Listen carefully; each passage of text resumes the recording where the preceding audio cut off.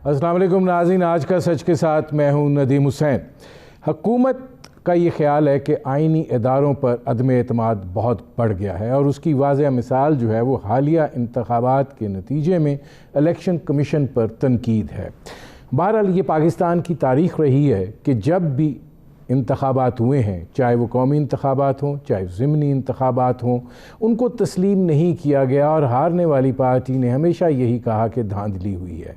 बाज़ इंतखाबात तो ऐसे भी हुए कि जिसके अंदर जो शरीक इक़्तिदार हैं उन्होंने भी कहा कि धांधली जो है वो हुई है। ज़ाहिर है इस हवाले से आइनी इस्लाहात जो हैं वो तकाज़ा तो बनती हैं, लेकिन इस वक्त जो सियासी पोलराइजेशन हुई है उसके अंदर हुकूमत ये चाह रही है कि इंतखाबी इस्लाहात जो हैं वो लाई जाएँ। इस हवाले से आज जो है वो वफाकी वज़ीर इत्तलात फवाद चौधरी और वज़ीर आज़म के पार्लिमानी अमूर के मुशीर बाबर अवान साहब ने एक मुश्तरका प्रेस कॉन्फ्रेंस की और उसके अंदर उन्होंने उन खदोखाल को नुमाया किया जो हुकूमत का इस्लाहाती इंतखाबी पैकेज है।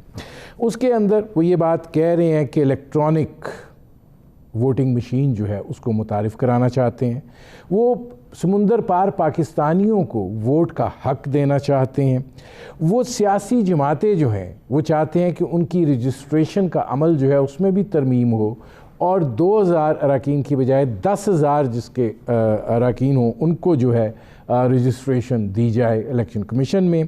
वो ये भी चाहते हैं कि जो सियासी जमातें हैं उनको इस बात का पाबंद किया जाए कि वो सालाना कन्वेंशन जो है वो उनका इनेकाद करें।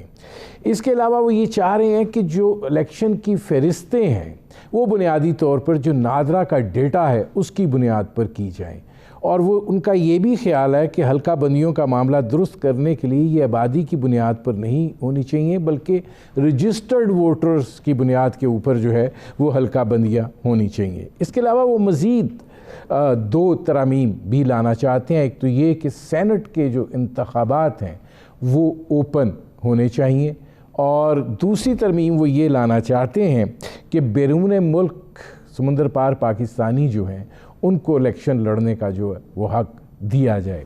ये आइनी तरामीम जो हैं बुनियादी तौर के ऊपर बड़ी वाज़े सी हैं, इसके अंदर ऐसी कोई मुतनाज़ा चीज़ दिखाई नहीं देती है, लेकिन इलेक्ट्रॉनिक मशीन के ऊपर यकीनन एतराज़ात अपनी जगह के ऊपर हैं और अपोजिशन पार्टियों के तहफ़्फ़ुज़ात जो हैं वो अपनी जगह के ऊपर मौजूद हैं। ये वो मंजरनामा है जिस पर करेंगे बात। आपका अपने मेहमानों से तारुफ़ करवाते हैं। हमारे साथ मौजूद हैं सेनेटर कामिल अली आगा साहब, मुस्लिम लीग काफ से उनका ताल्लुक़ है। हमारे साथ मौजूद हैं निहाल हाशमी साहब, मुस्लिम लीग नवाज़ से उनका ताल्लुक़ है और हमारे साथ मौजूद हैं आजिज़ धामरा साहब, पाकिस्तान पीपल्स पार्टी के रहनुमा हैं। इसमें निहाल हाशमी साहब ज़रा मैं आपसे शुरू करना चाहूँगा, ये फरमाइएगा कि जो ज़िमनी हालिया इंतखाबात हुए हैं डस्का से लेके कराची तक, बहुत ज़्यादा आप लोगों को भी एतराज़ रहा और उसके ऊपर जो है आपके तहफ़्फ़ुज़ात जो हैं वो रहे। अगर हुकूमत ये इंतखाबी तरामीम करना चाहती है तो सियासी जो इख्तलाफ है उसको ज़रा साइड पे रखते हुए इसमें काबिल एतराज़ चीज़ है क्या? बिस्मिल्लाहिर्रहमानिर्रहीम।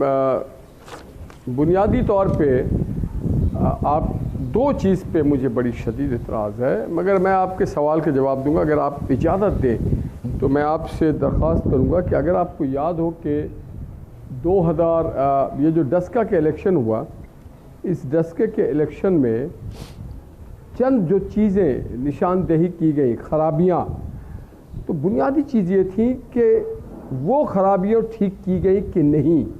वो जो धुंध आ गया था और पोलिंग स्टेशन से जो गायब हो गए थे प्रिजाइडिंग ऑफिसर, उसके लिए क्या किया गया। वो जो इख्तियारात का मिसयूज़ हुआ था प्रोविंशियल गवर्नमेंट के जानिब से, जिसकी निशानदेही ना सिर्फ सुप्रीम कोर्ट ने की बल्कि इलेक्शन कमीशन ने भी की, क्या उस पर होना तो ये चाहिए था कि मौजूदा हुकूमत को सबसे पहले उन जो निशानदेही की गई थी उन पे कार्रवाई की जाती कि जो वजूहात जो अवामिल थे जिसके वजह से ये कुछ हुआ। देखिए पैटर्न ठीक है, नीयत ठीक नहीं है, उसकी जो इंटेंशन है वो ठीक नहीं है, उसका ऑपरेशन करने का तरीक़ाकार ठीक नहीं था। तो इसकी निशानदेही ना सिर्फ इलेक्शन कमीशन ने की, ना सिर्फ सुप्रीम कोर्ट ने की, उस पर क्या किया इन दोनों वजीरों ने। अब रह गया वजीर इन दोनों वजीरों का, तो ये बेचारे चिपिद्दी ना चिपिद्दे के शोरबा, इनकी क्या हैसियत कि ये आकर के पाकिस्तान के दीगर कौमी सियासी जमातों को ये बात बताएं कि आपने ये करना और ये नहीं करना। और ये जो दोनों लोग हैं ये तो बिल्कुल बने अलग टप्पू टाइप के, बकलोल टाइप के लोग हैं, हर पार्टी को ज्वाइन करते रहते हैं, हर जमात में घुस जाते हैं, इनका कोई क्रेडिबिलिटी नहीं है, इनका कोई किरदार नहीं है। तो ये किरदार वाले लोग आके बैठ के बात करें, हालांकि इस गवर्नमेंट में किसी का भी किरदार नहीं। अब जो बुनियादी चीज़ नदीम साहब मुझे आपसे भी शिकायत है वो ये है कि बात करनी चाहिए थी आज किस चीज़ पे कि यूरोपियन यूनियन में जो हमारे खिलाफ करारदाद पास हुई इस पे बात करें, आज बात करें कश्मीर के ऊपर, आज बात करें यूएई पे, आज बात करें सऊदी अरब पे, आज बात करें चाइना ईरान जो मुआहदा हुआ उस पे, आज बात करें उन फॉरेन पॉलिसीज़ पे जो हमारे मुल्क को एक अजीब अंधेरे कुएं की तरफ धकेल रहा है। तो बात ये नहीं, ये बहुत सतही और छोटी बात है। ठीक, और मैं इसमें निहाल हाशमी साहब आता हूं क्योंकि वो इश्यूज अपनी जगह के ऊपर हैं, लेकिन चूंकि जहां भी मैं आता हूं निहाल हाशमी साहब पहुंच जाते हैं। जी निहाल हाशमी साहब मैं आता हूँ, वो इश्यूज़ चूँकि हैं बड़े हैं, उन पे यकीनन बात हो भी रही है, कर भी रहे हैं, लेकिन ये एक इस्लाहाती पैकेज चूँकि हर इलेक्शन के बाद ये सिलसिला शुरू हो जाता है। आजिज़ धामरा साहब, आपको भी कराची का जो इलेक्शन है 249 का, उसके अंदर मुस्लिम लीग नवाज़ की भी तनकीद का सामना है, जाहिर है कि उसके नताइज जो हैं वो रोक दिए गए हैं, दोबारा रिकाउंटिंग हो रही है। तो अगर इंतखाबी इस्लाहात की तरफ बढ़ा जाता है तो जो मैंने अक्स किया है निहाल हाशमी साहब की बात से कि वो इलेक्शन कमीशन को ज़्यादा मौसर बनाया जाए, या ये जो हुकूमत कह रही है इसके अंदर क्या इख्तलाफी नुक्ता नगाह है? बिस्मिल्लाह रहमान रहीम। देखें, पहली बात तो ये है कि हुकूमत को ये जो इस्लाहात इलेक्शन के नज़र आ रहे हैं उसकी वजूहात सिर्फ एक ही हैं, वो ये कि 11 ज़िमनी इंतखाबात में सिर्फ 10 इंतखाबात ये हार चुके हैं, एक ये इंतखाब जो है वो जीत चुके हैं। इसलिए उनको अपोजिशन की इसलिए जरूरत पड़ रही है क्योंकि वही वजीर आजम, वही हुकूमत और उनके वज़रा जो है हर कानून साजी में अपोजिशन पे ये इल्जाम लगा दें कि ये तो हमसे एनआरओ मांगते हैं। पहली बात तो ये हुकूमत गारंटी दे इस कौम को कि इंतखाबी इस्लाहात के बारे में वो अपनी जो पुरानी एक कैसेट लगी हुई है टेप रिकॉर्ड में कि एनआरओ नहीं दूंगा, एनआरओ नहीं दूंगा, ये चोर हैं, ये डाकू हैं, तो क्या जरूरत आप पहुंची है कि आप उन्हीं लोगों से फिर एक बार फिर बात करने के लिए तैयार हैं। इसलिए यहाँ पर भी इनकी एक मुनाफकत है। इस्लाहात जो है वो मेरी भी नीड है, बहैसियत वोटर, बहैसियत सियासी कारकुन, बहैसियत पॉलिटिकल पार्टी, वो आपकी भी नीड है। मगर इशू ये है कि आपको पार्लियामेंट में मौजूद तमाम स्टेक होल्डर से बैठ के बात करनी पड़ेगी। इस तरह मीडिया में आके प्रेस कॉन्फ्रेंस करने से कोई फर्क नहीं पड़ेगा, क्योंकि आइंदा अगर अपोजिशन ने ये बात कह दी कि हम इस्लाहात चाहते हैं, जो कि हर पार्टी का अपना अपना एक मौक़िफ़ है, तो ये देखना नदीम साहब, आप भी इधर हैं और हम भी इधर हैं, ये एक हफ्ते के बाद बयान दे देगा इनका प्राइम मिनिस्टर कि जी मैं तो ये एनआरओ मांगते हैं, मैं तो इनसे बैठना पसंद नहीं करूंगा। अब जिस अपोजिशन से आप बैठना पसंद नहीं करते, आप असेंबली में आने के लिए तैयार नहीं होते हैं, तो ये इस्लाहात किससे बात करके आप करेंगे? मैं आजिज़ धामरा साहब आता हूँ वापस, मुझे एक ब्रेक लेना पड़ रहा है। नाज़रीन, हमारी गुफ्तगू जारी है, एक मुख्तसर से कमर्शियल ब्रेक का वक्त हुआ है, मिलते हैं इस वक्फे के बाद।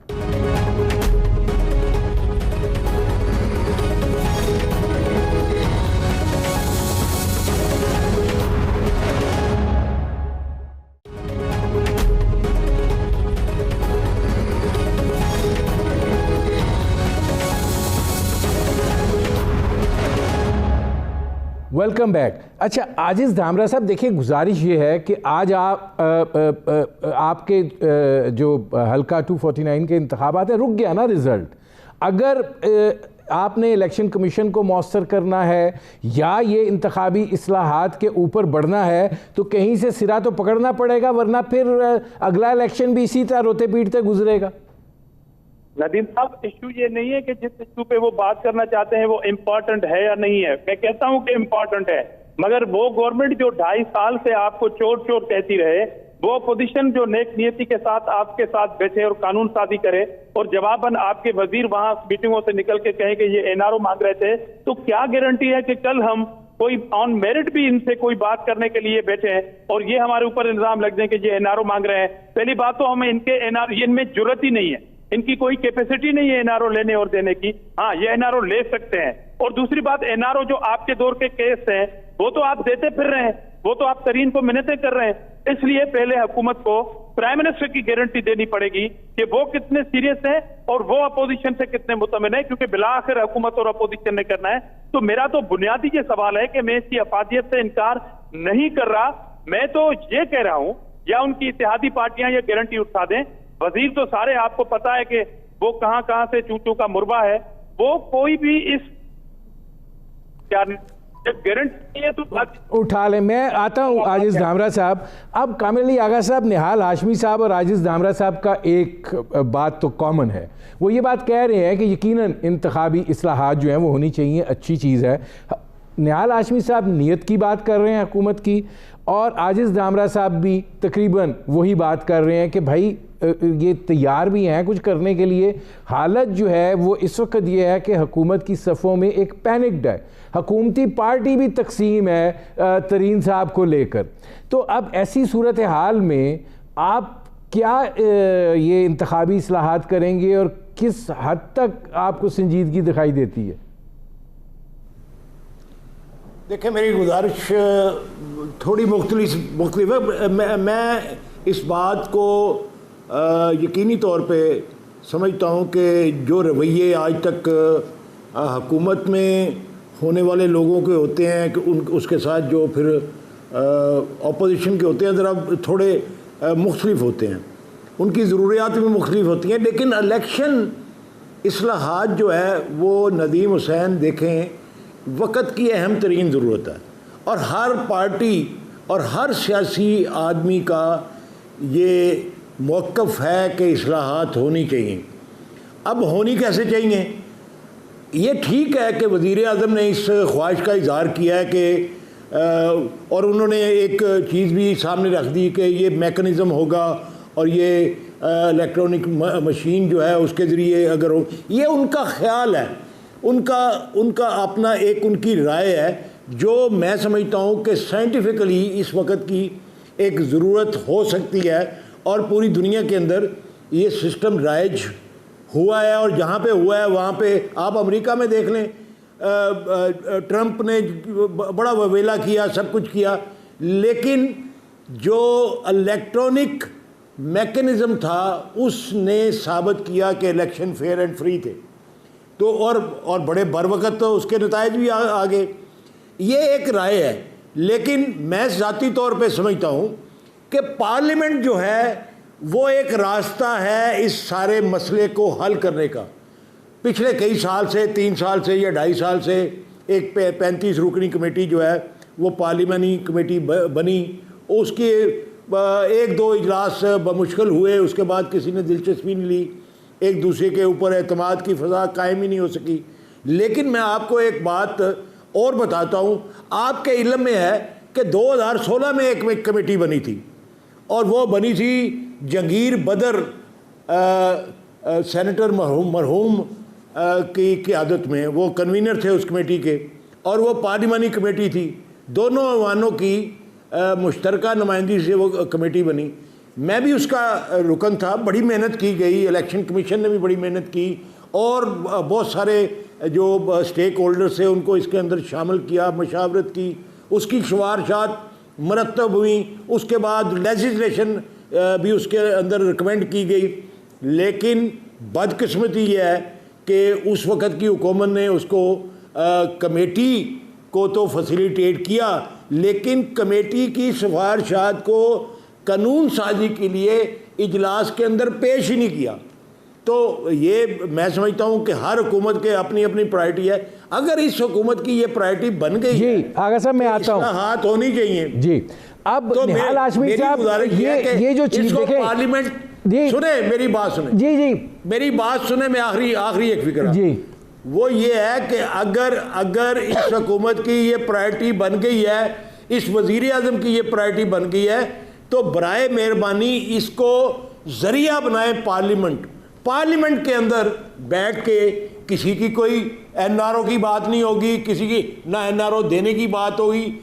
एक कमेटी जो है पार्लियामान की, जो नई अगर बननी है तो नई बना लें, उसके अंदर बैठ के इन सारी इस्लाहात को मुत्तफिका तौर पे डिस्कस करके मुत्तफिका तौर पे मरतब किया जाए। और निहाल हाशमी साहब, अब गुजारिश ये है कि इंतखाब आपने भी लड़ना है, और अगर इंतखाबात होने हैं और उसके नतीजे में फिर वही हला हला मचनी है, वही धांधली का शोर उठना है, वही एतराज़ात और तहफ़्फ़ुज़ात जो हैं वो होने हैं। आपका बयानिया भी है कि फ़ौज को बाहर रखो, अगर फिर वो ये 249 में भी कहना है कि नहीं बक्से जो हैं वो उनके हवाले करो। इस सारी सूरत हाल से अगर निकलना है तो अगर पार्लिमानी सतह के ऊपर इसका फैसला हो जाए तो आप ये नहीं समझते ये ज़रूरत है, इससे सियासी जमातों को फ़ायदा ही होगा, नुकसान नहीं होगा?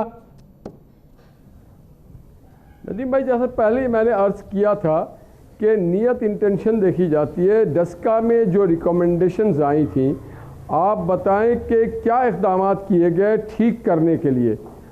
मसलन जो एसपी साहब थे उनके हवाले से जो बात थी, जो डीआरओ साहब थे उनके हवाले से बात थी, जो डीएसपी साहब थे, जो एसी साहब थे, जो डीसी साहब थे, जो चीफ सेक्रेटरी साहब थे, उनके बारे में, उनके किरदार के बारे में जो निशानदेही की गई थी, उसके ऊपर क्या हुकूमत ने हिकमत अमली अपनाई। निहाल हाशमी साहब, ये वो शिकायत है नहीं, निहाल हाशमी साहब, ये वो शिकायत है जो पीपल्स पार्टी करती थी जब नून लीग इक़्तिदार में होती थी, नून लीग करती थी, पीपल्स पार्टी होती थी। अब तहरीक इंसाफ है तो दोनों मिलकर कर रहे हैं। अब आप कराची में पीपल्स पार्टी पे एतराज़ उठा रहे हैं, तो ये उसी का तो इलाज है नदीम भाई, ये उसी का इलाज है। तो लेने में आपने बीच से बोल के आपने ट्रेन को दूसरी पटरी पे लगा।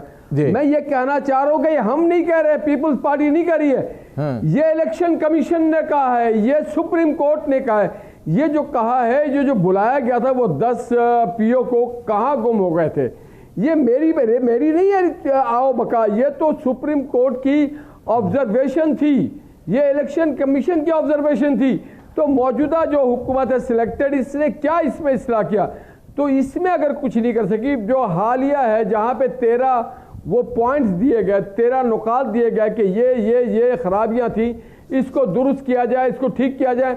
आपने अपने घर को तो ठीक नहीं किया, वही नवाज शरीफ वाली बात कि पहले अपने घर को ठीक करो, आपने अपने घर को तो ठीक नहीं किया, आप बड़े आ गए लेकर के इस्लाह कराने के लिए। आप धांधली का एक डब्बा लेके आ रहे हैं ईवीएम, ये धांधली का एक प्रचार करना चाहती है। जैसा अभी आजीज धामरा ने कहा, ये हार चुके और ये हारे हुए हैं। तो ये इस तरह की इस्लाह लाने से नहीं होता है।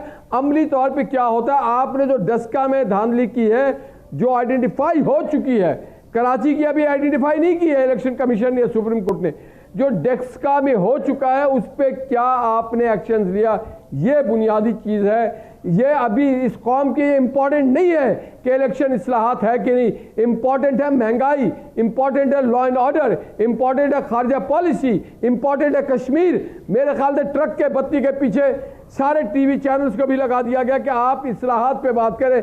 और भाई हमारे पेट में रोटी नहीं, आप इस्लाहात की बात कर रहे हैं। कश्मीर चला गया, आप इस्लाहात की बात कर रहे हैं। हाशमी साहब, मैं आता हूं, कैंसिल है, आप इस्लाहात की बात कर रहे हैं। नवाज शरीफ ने गेरिया से आपको क्लियर कराया था, यूरोपियन यूनियन में जीपीएस प्लस लेके दिया था, आप उसको खत्म करें।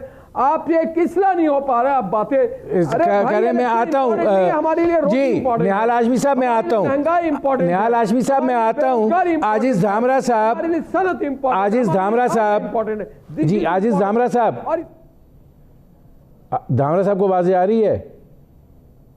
हेलो जी हाँ, आजिज धामरा साहब, ये फरमाइएगा कि अब देखें, या तो ये तय कर लें कि इंतखाबात जो हैं वो आपको यही पैटर्न सूट करता है और इसके नतीजे में जो है जो भी नताइज आएँ, धांधली का शोर भी मचता रहे, मामलात जो है वो भी आगे रवां दवा रहें, या ये कि एक ऐसा मौसर तरीक़ाकार वज़ा कर लिया जाए कि जिसके नतीजे में किसी को एतराज़ ना हो। मतलब आप भी नहीं चाहते? देखें नदीम साहब, पहले तो समझने वाली बात ये होगी कि अभी जो आप एक मौजूद चल रहा है हमारा गुफ्तगू का, इसमें डायरेक्ट पीटीआई जो है वो हुकूमत इसमें शरीक नहीं है। हुकूमत की इत्तेहादी पार्टी कामिल आगा साहब, जिसके लिए मुझे बहुत बड़ा एहतराम है कि वो एक सीनियर सियासतदान भी हैं, वो इत्तेहादी की सूरत में बैठे हैं। और मैं अपनी पहले वाली बात को रिपीट करूंगा कि वजीर आजम के एटीट्यूड है उसमें इस्लाहात जो बुनियादी तौर पर लाने हैं वो कौन लाएगा? वो तो किसी पार्लियामेंट से कानून साजी की जरूरत नहीं है ना उन इस्लाहात में। वो तो अपने रवैयों से खुद इस्लाहात ला सकते हैं ताकि आपके ऊपर अपोजिशन का, पार्लियामेंट में बैठे तमाम पार्लियामानी ग्रुप का एतमाद हो और ये बात आगे बढ़ सके। मैंने कहा कि इस पॉइंट से मैं एतराज नहीं है। तो मेरे ख्याल में कामिल अली आगा साहब की पार्टी जो इत्तेहादी है, बाद औकात वही क्वेश्चन मार्क करती है, वही एतराजात करते हैं उनके ऊपर और नाराजगियां भी मीडिया में आती रहती हैं। तो आगा साहब क्यों गारंटी उठाए वजीर आजम साहब के एटीट्यूड का? और जो वजीरों के बयानात का आपने हवाला दिया वो मौजूद ही नहीं है आपके प्रोग्राम में, नंबर 1। और दूसरी बात, एक ऐसे प्राइम मिनिस्टर, एक ऐसी फेडरल गवर्नमेंट जो खुद इलेक्शन कमीशन ऑफ पाकिस्तान के चेयरमैन से इस्तीफा का मुतालबा कर दे, उन पे अदम एतमाद करे, तो ये अंडर प्रेशर लाके और फिर ये इस्लाहात का शोशा छोड़ा गया है। जिस तरह नेब चेयरमैन की एक वीडियो छपी, वीडियो आई टीवी में और उसके बाद उसने बयान दिया कि मैंने अगर मौजूदा हुकूमत के लोगों के खिलाफ कार्रवाई की तो ये हुकूमत गिर जाएगी या किसी की सेहत ठीक नहीं है। अब ये एक इंडिपेंडेंट इदारे के चेयरमैन को सूट करता है कि इस तरह के बयान दे? तो जो prime minister election commission of Pakistan जो उनका अपना रिकमेंडी है उसकी रिजाइन का मुतालबा करके उनको अंडर प्रेशर रख के इस तरह की बात करेगा तो उससे शकूक व शुबात बढ़ते हैं। और मैं अगेन कह रहा हूं कि वजीर आजम के जो मेंटलिटी है, वजीर आजम का जो रवैया है अपोजिशन से, उसमें इस्लाहात बुनियादी है, क्वेश्चन है, सवाल है, वो हल नहीं होगा तो आगे नहीं बढ़ सकेगा। मुझे एक ब्रेक लेना पड़ रहा है। नाज़रीन, हमारी गुफ्तगू जारी है। एक मुख्तसर से कमर्शियल ब्रेक का वक्त हुआ है। मिलते हैं इस वक्फे के बाद।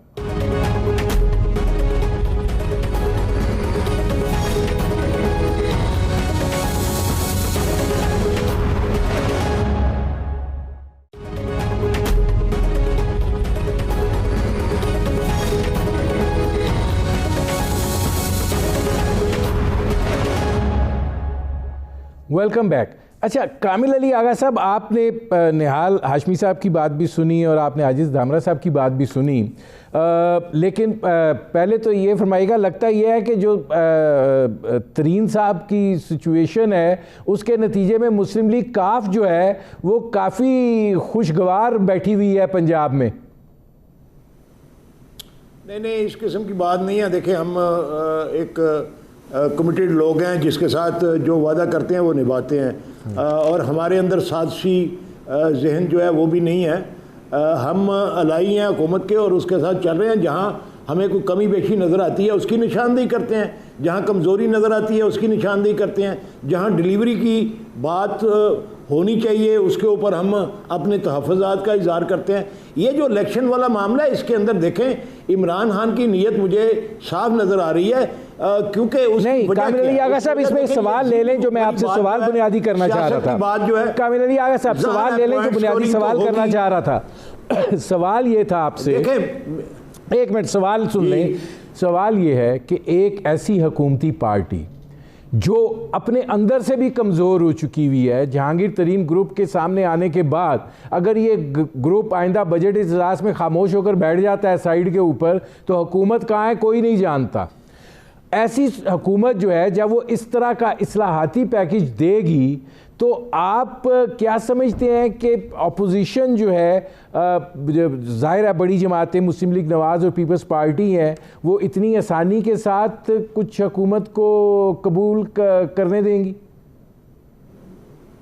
देखिए, बात यह है नदीम हुसैन, ये मैं पहले भी अर्ज़ कर चुका हूँ कि हम किसी साजिश का हिस्सा नहीं बनते।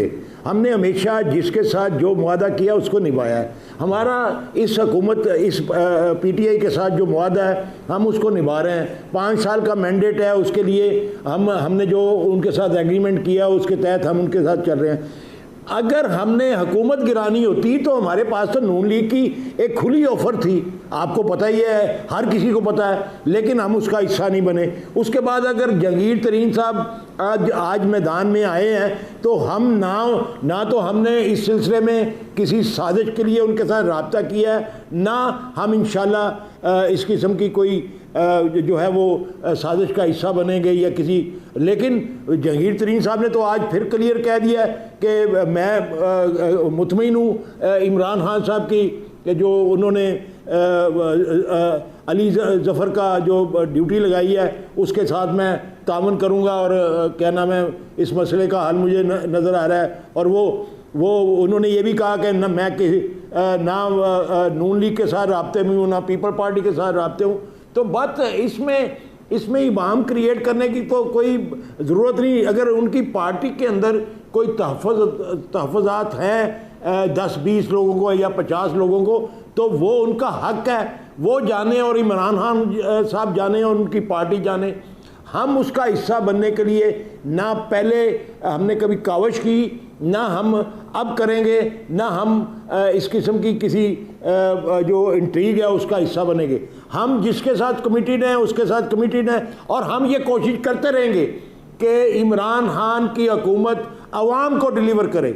हम उसके ऊपर तहफ़्फ़ुज़ात भी रखते हैं, उसके मुतल्लिक़ हम उनको बताते भी रहते हैं और ज़ाहिर है हम अलाई हैं। और अगर उनकी पार्टी एट स्टेक होगी इलेक्शन के दिनों में, तो हमारी पार्टी भी जो है एट स्टेक होगी।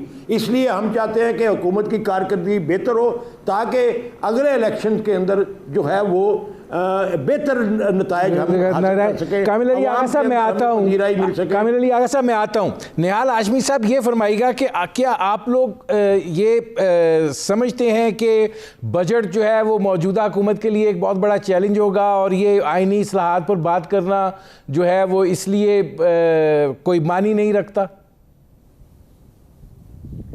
एक तो मैं अपने भाई कामिल अली आगा साहब से वादे कर दूं कि PMLN ने कभी किसी को कोई ऑफ़र नहीं की है, तो ना हमने की है। हाँ, जब हम करेंगे तो सारी दुनिया को ऐसे ना कहा करो, ये ऑन रिकॉर्ड चीज़ें हैं, ऐसे ना कहा करो। आप कराची में बैठे हुए हो, आज प्रोग्राम में आगे हो, आपको क्या पता इस बात का? और सर मुझे पता है तो 50 दफ़ा हो चुकी है। और सर मियां नवाज शरीफ आपने नहीं कहा ना, आपकी हैसियत उस पार्टी में क्या है आपको पता है, मुझे भी पता है। अरे सर जो आपकी हैसियत है वो मेरी हैसियत है। और नवाज शरीफ आपके साथ हाथ मिलाने के लिए तैयार नहीं होता, क्या बात करते हो आप? और सर जो आपकी हैसियत है सर वो मेरी हैसियत है। छोड़े, अब आपको मैं बड़ा भाई कह रहा हूँ, एहतराम दे रहा हूँ, आप अजीब अजीब बातें कर रहे हैं काका साहब। और छोड़ो इस बात को यार, छोड़ो फिर और बात खोल दूंगा। आप इस बातों को यार, आप कोई नई बात खोल दूंगा, पन्नौरा बॉक्स खुल जाएगा। क्या है सर, क्या है? छोड़ दो इस बात जहाँ पे आपकी पार्टी क्या है आप भी छोड़ देना सर। आप क्या बेचते हैं सर? आप मेरी पार्टी कुछ नहीं है, क्या है? मेरी पार्टी कुछ नहीं है, लेकिन हकाइक को क्यों जुड़ाते हो? आप कैसे जुड़ाते हो? आपकी छोटी क्या है? हाथ मिलाता है, गले लगाता है, अपने साथ रखते। छोड़े सर, आप तो छोड़ के चले गए। आप छोड़े, आप ना करें, आपको तो है ये हक नहीं है सर बोलने पे इस पार्टी पे। अगर मैं आपका लिहाज करता हूं और अगर मैं आपकी इज्जत करता हूं तो इज्जत करवाओ सर। तो मैं भी आपके लिहाज कर रहा हूँ, आप जातियाती उतर आए फिर। हाँ तो फिर वो बात करो जो आपके इल्म में। मेरे प्रोग्राम का वक्त खत्म हो गया है। बहुत शुक्रिया सेनेटर कामिल अली आगा साहब, बहुत शुक्रिया आजिज धामरा साहब। नाज़रीन, आपने हमारे पैनल के शुरका की गुफ्तगू सुनी। अब तक के लिए इतना ही, इजाज़त दीजिए, अल्लाह हाफ़िज़।